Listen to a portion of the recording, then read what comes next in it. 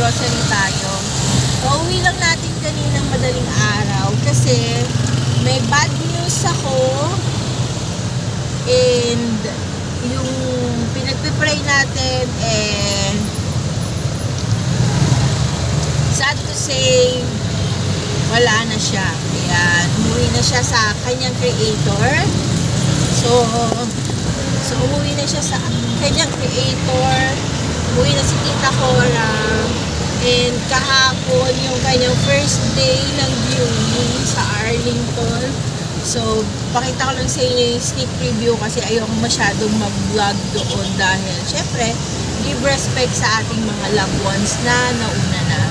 So, ngayon, mag-grocery lang tayo kasi wala yung food sa bahay. Kasi daw nauna na siya, sinabay na siya ng kapatid niya.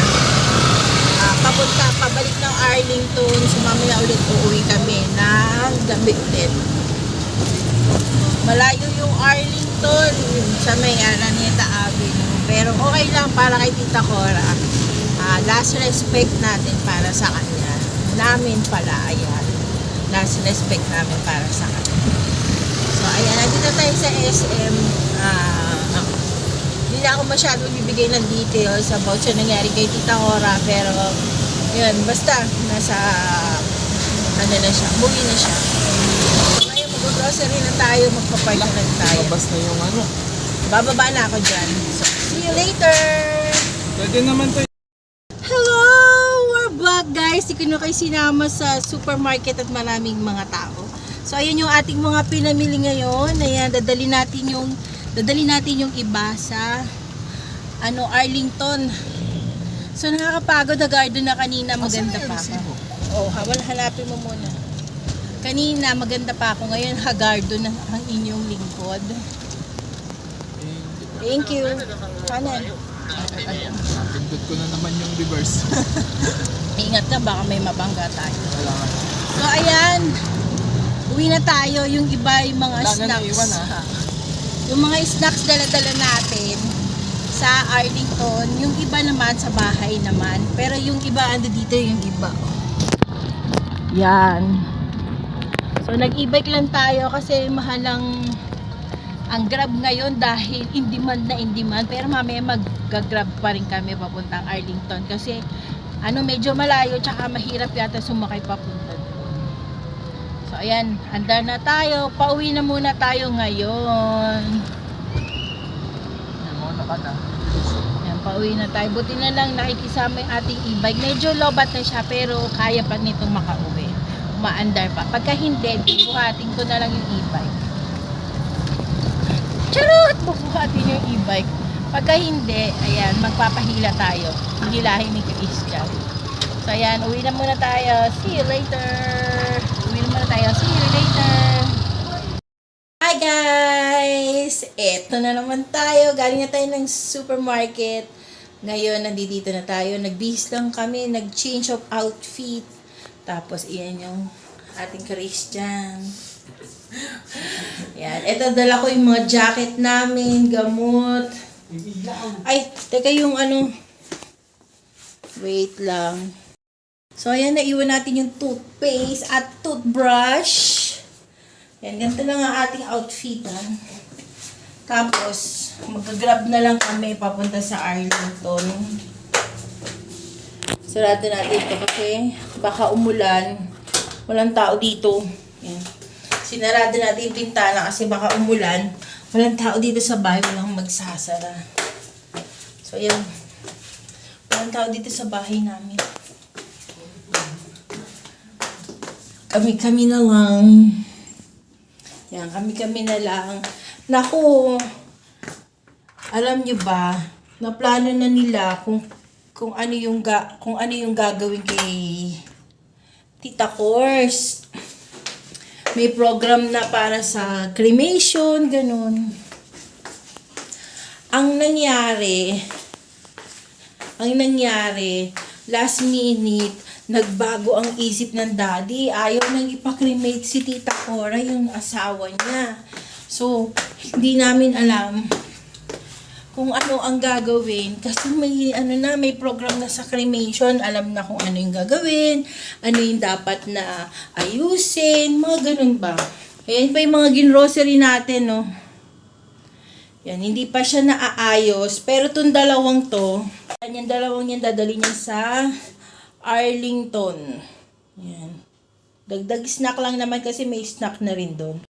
Ang problema ngayon, hindi malaman kung ano ang gagawin. Kasi si daddy, pag sinabi no, na ayaw niya.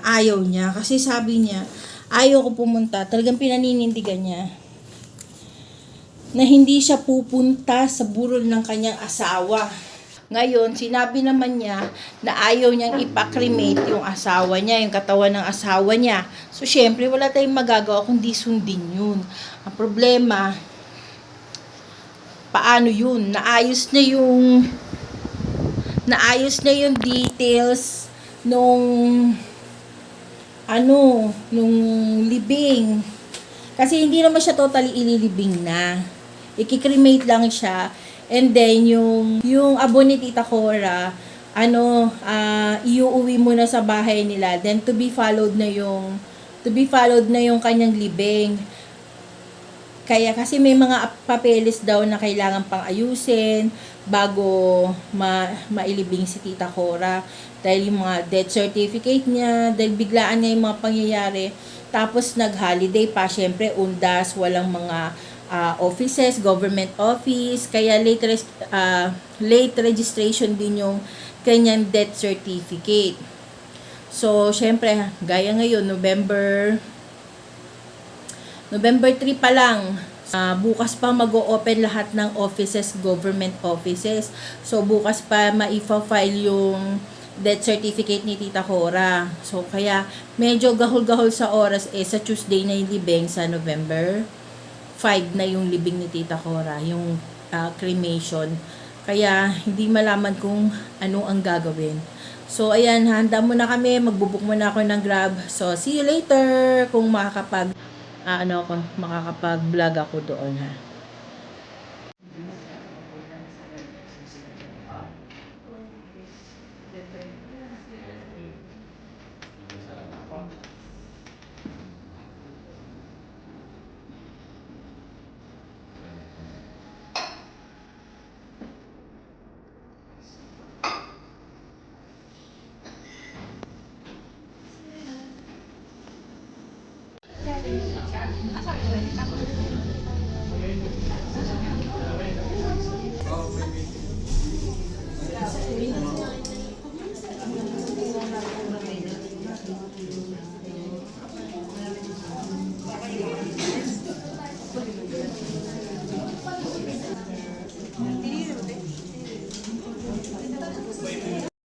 Good morning, guys!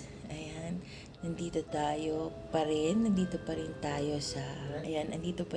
sa burol ni Tita Cora. Ito yung last day ng burol niya. So, mamaya na yung kanyang libing. So, pakita ko lang sa inyo, sneak lang siya.